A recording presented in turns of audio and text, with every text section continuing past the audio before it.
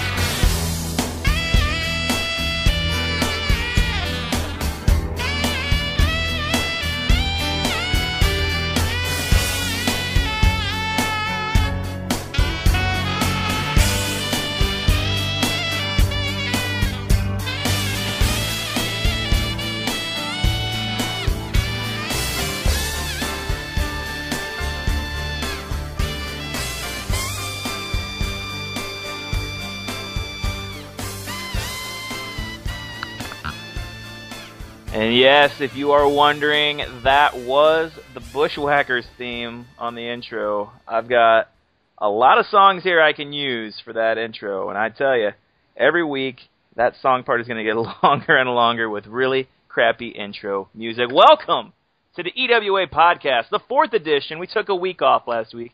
I apologize. I was out of town. I tried to convince the people I was with to let me record a podcast there.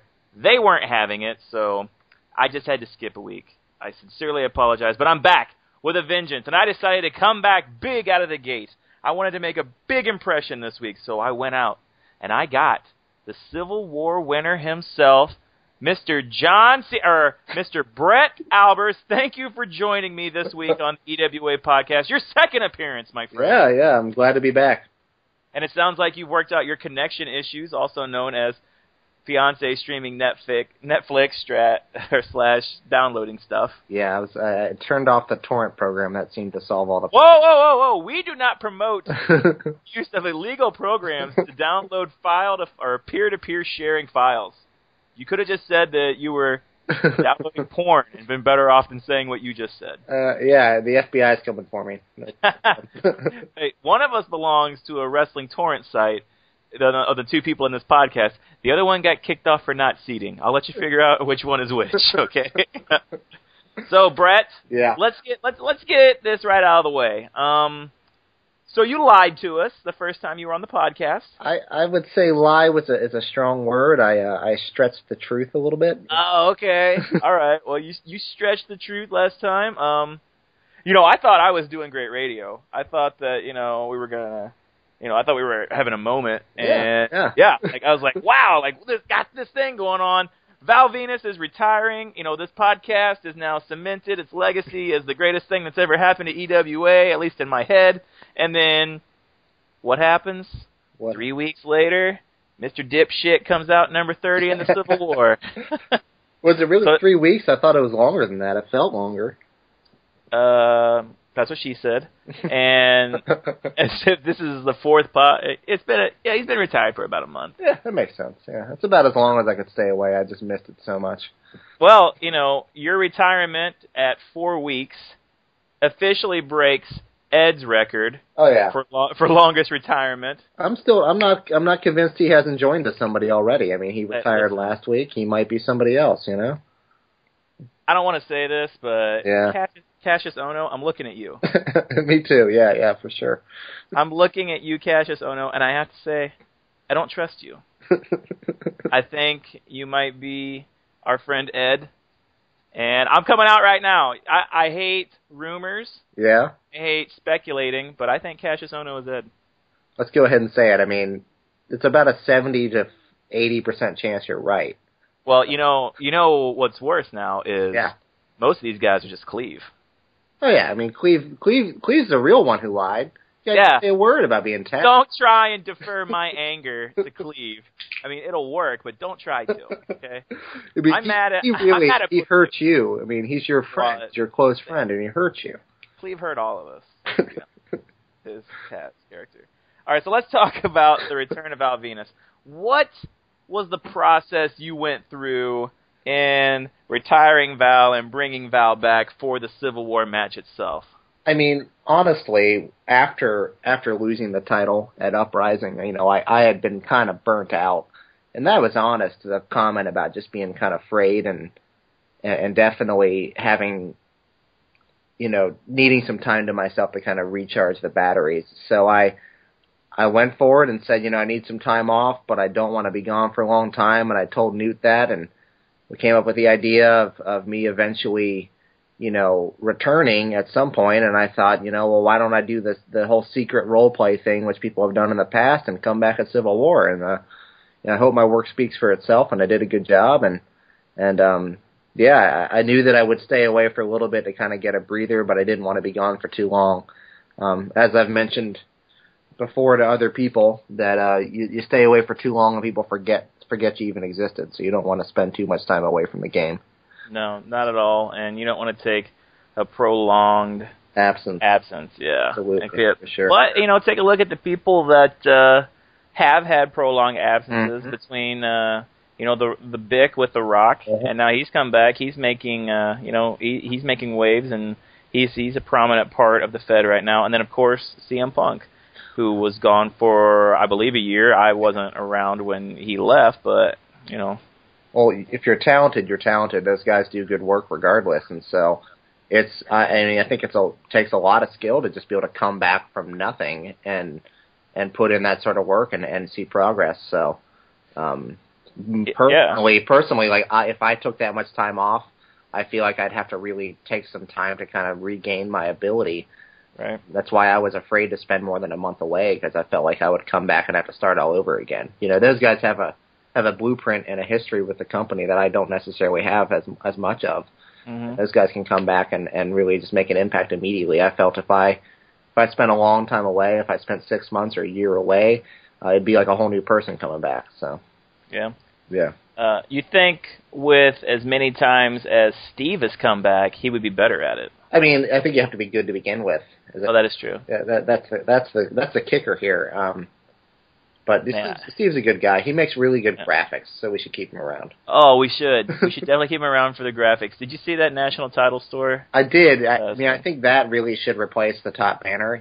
Forget all the role players that are up there. We should just have that at the front. So I wholeheartly agree. I can hear Steve right now just sitting in his chair going like, keep me around for the graphics. I can do other things too. I'm Christian and David Otunga and David Laurinaitis, and I might be this Eddie Kingston fella, and I'm Gregory Irons with 2 legs and 1 arm, and I don't know. I can just hear him saying all this stuff, and you'll get your time to come on and say your piece, but for right now, we're going to make fun of you, Steve. Yeah, I think that's it. We have to make fun of him as long as possible, because that'll force him to come on and kind of redeem himself. That's right. If we just keep poking the bear, every week I do this podcast, he will eventually appear. Let's just put as many guys with weird accents as possible on the podcast. Oh, yeah. I would say that this podcast is like the melting pot of e-fetting. Yeah, absolutely. Like, it's the ship that came over to Ellis Island. And I have yet to dip my hand into the European pot, but I think I might change that next week. Spoiler alert! Whoa! I'll tell you later. All right, well, you wrote some great stuff for Civil War. Did you get a chance to read the other role plays for Civil War? I did read a fair amount of them, honestly. I kind of went into the whole match. It sounds kind of selfish, but I wanted to kind of go in as if Val Venus was completely cut off from the other work that was happening, like he didn't know who was even in the match. So I didn't really have him mention his opponents very much. I didn't have him mention, the other guys vying for the win, because I wanted it to seem like he was just completely cut off from the EWA as a whole for a month. And it happened to be that I was just really, really busy that week. So I managed to get the work done somehow, even though I have a lot of other stuff to do in my real life. And I read a lot of the stuff that other guys posted, the great role plays that some of the other guys did after I had finished with my work. And honestly, I don't want to sound like that guy who's way too humble about it, but I didn't think I had a chance to win because some of the work that was put out there was just tremendous. Right. Okay. Well, let's say this.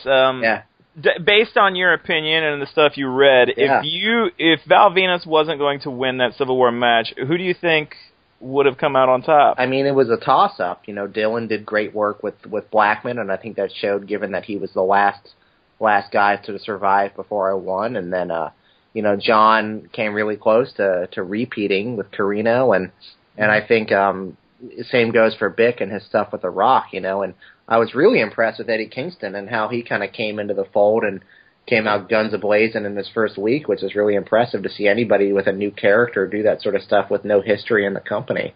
Right.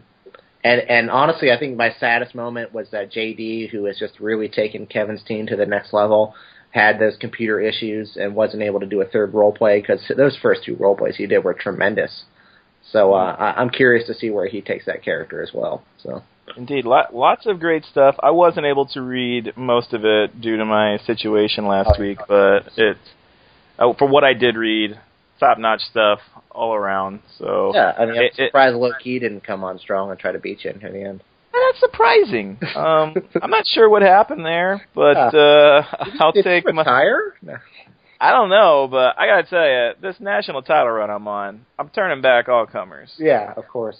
It's to the point, I think, where people are afraid to challenge Cody Rhodes because I think they might go to the store. It's a direct road to the store. You have to stop at the store on the way to the match. So. The road to the national title goes through the store. Oh, I wish I had the store when I was defending that title. Well, I don't know what to tell you. I don't know what to tell you, but maybe one day. One day. Let's switch gears. Okay. It's the week of WrestleMania. Okay. One of the best weeks of the year, if you're a wrestling fan, except for maybe this year. Let's take a look at the card. All right. Yeah, we have, of the three main events, 60% of the participants are all part-timers. What do you feel the impact of that says about the product right now? Well, I've always kind of noticed over the last couple of years especially that WrestleMania is that one time of the year when the WWE is kind of on parade for the rest of the non-wrestling world. There's more press about the event. More people are going to tune in for that event who maybe aren't as serious fans. And so it's almost like they trot out the Hall of Fame guys. It's like the All-Star Game type thing where they trot out the Hall of Fame guys and use them in these big high-profile matches to kind of get people interested in the product again, and then try to rope people in for the rest of the year when they're going to have the full-time guys kind of enmeshed in bigger storylines. So it's one of those things where like I don't dislike seeing The Undertaker and Triple H and Brock Lesnar, having a role, and The Rock having a role in these pay-per-views. I do wish, some of the guys who've been busting their butt for the whole year could, get a little bit more prominent of a position at the pay-per-view. But, the WWE in the end is a business, and if this is the best way they can make a profit is to pull out these big names, they got to use them before these guys are too old to continue to do it, Right, and I think the thing that bothers me is, when you bring these guys back, it kind of stunts the development of further stars. Well, there's no doubt about that for sure. It's like you're pretending all year that these guys like Dolph Ziggler or Daniel Bryan are main event caliber, and then you just shuffle them to the side when the big guys come back. So. Right, and specifically, I look at the six-man tag match between Big Show, Sheamus, and I believe Randy Orton. Which versus... if I could get on the soapbox a little bit, I think that's going to be a big mistake if they let those guys beat the Shield, because the one thing that McMahon and the WWE has done well in the last year is built up the Shield as this legitimate powerhouse kind of stable that, three new guys that are considered to be as dangerous as anybody else on the roster and honestly are the the future of the company. If you think about it, they're going to trot these guys out, and there's a potential they're just going to get their butt kicked by three guys that don't need any sort of push. And it's frustrating for me because what is the point of doing that? You know, what is the point of putting Ryback and Sheamus or not Ryback, but Mark Henry and all them? Who was in that match? Is the Big Show? Big Show, Randy Orton, and Randy Orton, Sheamus. See, I'm so confused. I don't know who's even in it. You know, putting those guys over the Shield drives me nuts because you know they've spent a lot of effort to build these guys up, and then they're gonna on the biggest stage of them all crush them with this babyface superpower team. So we don't know that's what's going to happen. I mean, you're looking at a possible Randy Orton heel turn or you know a Big Show nonchalant heel turn no one cares about. I think the thing about this match that bothers me the most is there's absolutely no way to get all 6 guys over in this match. Yeah, there's no way. It's just like they need to get these guys in there for their paycheck. Right, and if history has proven anything, it's that the company will protect the faces at any given cost. I mean, WrestleMania is always when the faces win, isn't it? Isn't that the case usually? Yes, 100%. So that kind of stinks. It looks like Chris Jericho and whatever. I think that may have become my favorite match of the card just by default because I don't know. I kind of like Fandango and all he's doing the last 2 weeks just because it's different. And the fact that they're even attempting to give a high-profile match to a guy like Johnny Curtis is pretty awesome. And you know Jericho is the only main eventer who's even like willing to put over a guy. Thing. You know? That's the thing. Jericho is the only top-tier guy on the roster willing to put over younger talent because guys like Ryback aren't established enough to put people over, and guys like Sheamus just get booked in a way to where they don't have to or don't need to put other talent over. I just finished Chris Jericho's first memoir, and I'm working on the second one. I'm reading them on my iPad Mini. And is it a memoir if he's still alive? I don't know. I'm not sure. I think a memoir is anything where a guy writes about himself. You know, it's like a biography, but it's like a fancy way of saying biography. But okay. No, but it's interesting. It's a very, very good book. If you guys have ever read either of those books, A Lion's Tale is the first one, and the second one is Undisputed.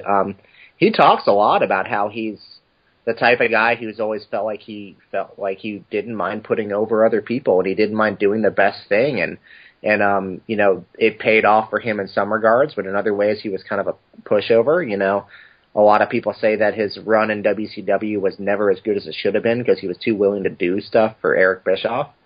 You know, so I think like that goes to show that guy's going to go down in history as being the guy who was willing to do anything for the best, you know, result of the product. So isn't that kind of weird though? Like thinking about that concept, that's like the only job in the world probably where you could have that attitude and get away with it. Like if you were working down at Burger King, and your boss was like, "Hey, I need you to go over there and make some more French fries," and the guy was like, "That's not in the best interest of me and the company." You'd be fucking fired, okay? Like they would just fire you right there, and they would say, "He goes, listen, I'm going to do a really bad job making this French fries, so it makes the other guy look better." Yeah, exactly. You would get fired. You would get sent to the store for that. Yeah. All right. You would get future endeavor. In wrestling, it's like, you know what? I'm going to botch this finish and not put him over. And everybody's just like, whatever. Just the old guard being the old guard. Whatever. It's true. And then we have the case of CM Punk giving himself an ass shower. Now, I started a thread on the forum. I kind of wanted to see what everyone thought. And then Newt comes in and is just like... He ripped it up, man. Forget your opinion. He came in and just put the smackdown on the whole topic. It's over. Yeah, he put the people's elbow down on that topic. And for the record, and for my own personal record, I agree 100% with everything Newt said. That's not funny. That's not the punchline. It's not the punchline? You sure you won't send it to the store if you don't agree? Newt, I could not agree with you more. Everything you say is just, it chills me right to my soul. When's he going to be a guest on the podcast? Let's find that out. I want to know. Newt, if you're listening to this, please reply to this thread and tell me when you'd like to be on the podcast, because I think I would bump anyone for you. Honestly, like I would be honored if Newt was on the podcast. I'd be honored to listen to that. I think that would be pretty cool. So I don't know. I think here's what's going to happen. Yeah. The week Newt is on the podcast, if it ever happens, and I talk to him or her, because I've never You don't know. You don't know. When Newt is ever on the podcast, I'm going to open the floor to questions, but not publicly. No. I'm going to accept private message questions for Newt, and then we're just going to have a nice little session. And I think it would be nice to have Newt on. I do. I think that was kind of the goal I was going for whenever I started this. That legitimizes it. This is just a big joke until that happens, right? It's this dog and pony show, fucking amateur hour. I mean, it's the second goddamn time I've had you on. It's not benefiting me, you know? Yeah, it can't be that good if I'm on again. I mean, I was like, Newt obviously likes Brett's work. Therefore, if I attach my name to Brett, maybe Newt will like my work. Maybe he just feels bad for me, and that's why I keep winning. I don't know. So maybe he does feel bad. Maybe we all feel bad for you, Brett. You might. I mean, I did. What? We're so sad you won Super Brawl, and we're so sad you won Civil War. We're so sad you had the longest male title reign of all time. Oh, Brett, they're just crying a river over you. Don't worry. Where are we going? I was talking. Oh yeah, CM Punk, Undertaker. Newt took care of that. We don't need to talk about it. If you want to go and read that thread, it kind of sums up everything that I feel about it. I think it's offensive, not to Paul Bearer and his family. It's just an offensive angle from a fan standpoint. It's just a bad angle. Let's just get to it. It's bad.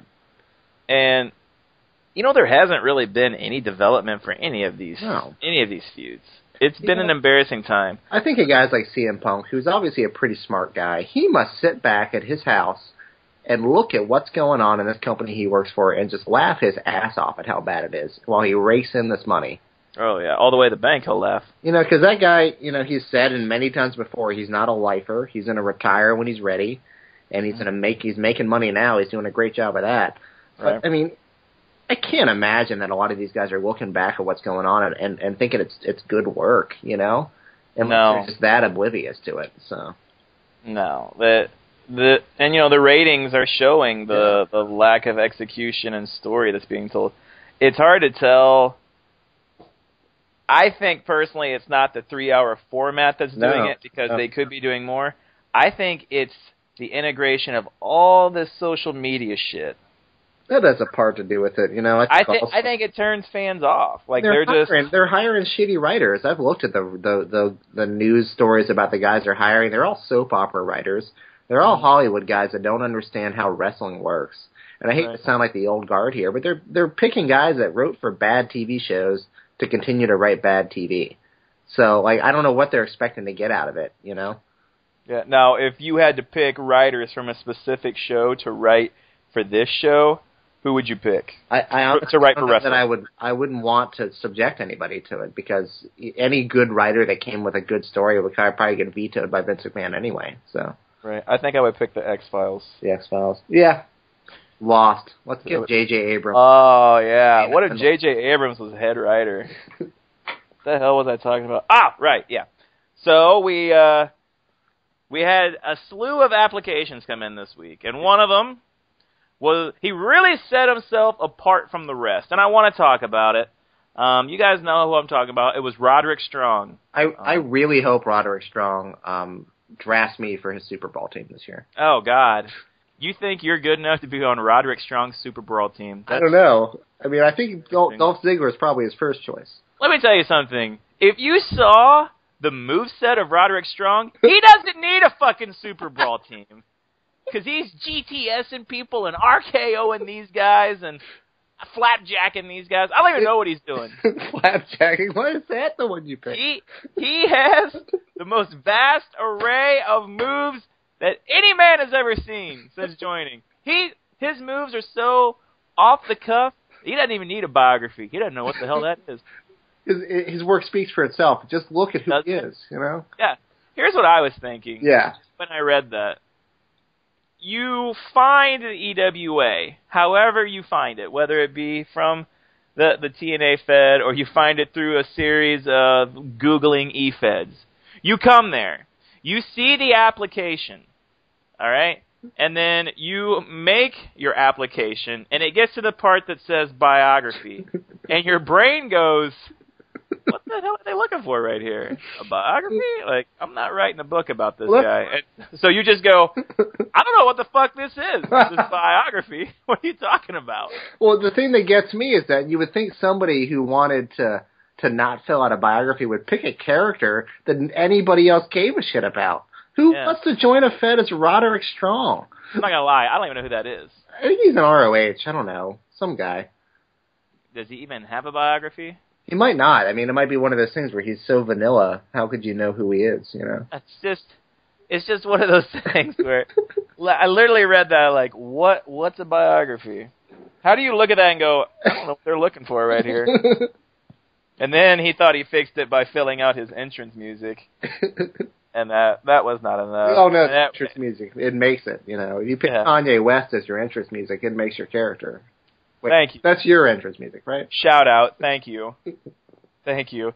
I feel like Newt would have accepted him, but we kind of peer pressured him into declining it. I apologize, Newt. I did not mean to peer pressure you. He may have had plans. What if Newt knew the guy? What if that was a friend of his joining? What if that was Newt Jr.? Newt year. I wonder who the youngest person in the Fed is. Do we have any idea of that? Let me get my stats guy on it.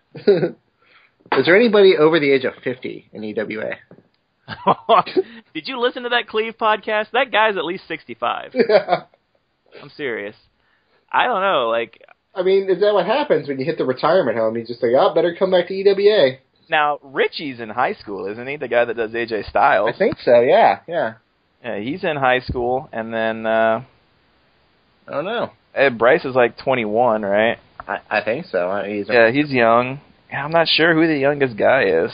I want to know who the youngest and the oldest guys in the EWA are, and then I want to make fun of them. and then I want to have both of them on a podcast together, and we can just talk about the generation. What the generational gap is like between the two. Yeah, no offense, I'm just spitballing names here. I want to have like Richie and John on one week, and just talk about like Richie just be talking about how his Facebook status is like blowing up on his phone, and John will be like, I got a rotary phone. It doesn't. It's got a cord connected to it. I just assume that's what the conversation would be like on the podcast. Of course, yeah. I want to play a new game this week with you. All right. I did not warn you ahead of time. I'm taking inspiration from a podcast that I love listening to called Comedy Bang Bang. It's all improv all the time. It's worth checking out. I highly recommend it. They have a game. I've listened to it. It's quite good. So they have a game on there called Fortunately, Unfortunately. God. And here's how this is going to work. Every sentence that we start is going to start with the words fortunately and unfortunately. And we're going to switch back and forth. And then in the middle, I'll switch it because usually you're supposed to play it with 3 people. But I don't want us doing the same word every time, okay? And once we start going, we're just going to go, okay? Unfortunately for the EWA universe, Val Venus won Civil War. Fortunately, I didn't accidentally send my role play to the Slam account instead of to Harry Smith. Unfortunately, Brendan Fraser did not win Civil War. Fortunately, Al Snow is still the leader in eliminations in the history of Civil War. That's a fortunately? Sure. Unfortunately, Cody Rhodes is in a mixed tag match this week. Fortunately, Cody Rhodes is in a mixed tag match. Okay. Fortunately, people like Steve and Ed have not been sent to the store. Unfortunately, I don't know. Unfortunately, Ed has not come back and joined as another character yet. That we know of. Yeah. Fortunately, I was lucky enough to have Brett on the 4th podcast, winner of the Civil War, and second time guest I've had. I'm honored. Is the game done? Yes, it's done for now. It could have gone better. Unfortunately, it did not. Yeah, unfortunately, I've had too much wine, I guess. Oh, look at you. Our champion, excuse me, jumping the gun there. Our former champion, sipping on some white Zinfandel or whatever the fuck it is. It's a Pinot Grigio, bitch. Pinot Grigio bitch. I don't know what kind of grapes those are. Is there anything else we need to touch on? I don't know. What match are you looking forward to the most on Slam this week? Obviously, aside from my own, I'm interested in the BWO and the Vegas Connection. I think that's going to be a good match. Yeah. I have a question though about Slam this week. All right. Who are the All Night Express? So, funny, I don't want to ruin anything, but the All Night Express is, I guess it's Disco Inferno, Rhett Titus, and there's one other member I can't remember, but the guy that used to handle Jake Roberts picked that up. I talked to him about that right before Civil War. So really? Total change in character. He told me in a conversation last week that he really enjoys the comedy characters a lot more than he does the serious ones. So really? I thought his Jake Roberts was hilarious, to be honest. Well, I have a lot of history with the Jake Roberts character, and it's a good character. But apparently, he submitted a secret role play as well to Civil War to get his entrance. And yes, yeah, I'm looking forward to seeing what he ends up doing in the coming weeks. So indeed, and he works for like a wrestling site, doesn't he? That's the guy that handled Vampiro and Mike Sanders. You're thinking of the Navy. He joined the Navy. No, but he was with the wrestling site before that, and then he joined the Navy because the wrestling site closed. Oh, okay. Now he probably doesn't listen to this podcast. So probably do you think he puts that on his resume? Do you think he mentioned that to the Navy recruiters? I mean, I think that's a legitimate job if he got paid for it. I mean, it's just like if you were an editor or webmaster for TMZ or something like that, you know. No, hold on, that's not comparable. I want you to hypothetically think about that. I guess you maybe mention you're a webcaster at some point, but that's it, you know. Let me tell you something. I can't imagine a situation where hosting this podcast gets me a job. Honestly, I can't imagine about the submitting. Podcast, you're probably going to lose your job. Yeah, exactly. These podcasts will cost me my job. I can't imagine submitting to the store. They're going to say, Egg, we need you to go to the store. I'm going to get fired from the store for fucking podcasting. Well, we know, honestly, if you do ever get fired from your job, you can just get a job at the store. Yeah. It's your store. I own the store. Yeah. So that's your cash cow. So. All right, we've gone too long. All right, I agree. Brett, thank you for coming on. It's been a pleasure and a blast. Congratulations on your big Civil War win. It could not happen to a nicer and friendlier guy. You're a great friend to me, and I appreciate everything that you do for me as far as like giving me feedback on my role plays and coming onto these podcasts and everything else. And it's not just wrestling that Brett and I talk about. He's very big into sports. He and I, we have some great conversations, and usually, it goes a lot further than wrestling. So I appreciate his friendship and everything he does. And like I said, Civil War could not have happened to a better person. So congratulations, bud. Well, thank you, Craig. I mean that. And you're a good friend, too. And, I hope you kick Jazz's butt in fantasy baseball this week. Oh, man. That sucks. Sorry, Jazz. All right. Thanks, everybody, for listening. If you'd like to be a part of the podcast, feel free to send me a private message. My dog's got a squeaky toy in the background. I apologize. Send me a message, and we'll get something set up. I use a program called Skype to record these calls, and you need that to talk to me. Everyone else have a great week, and we'll talk to you next week with a special guest. And for now, that's all I have. So have a good one, guys.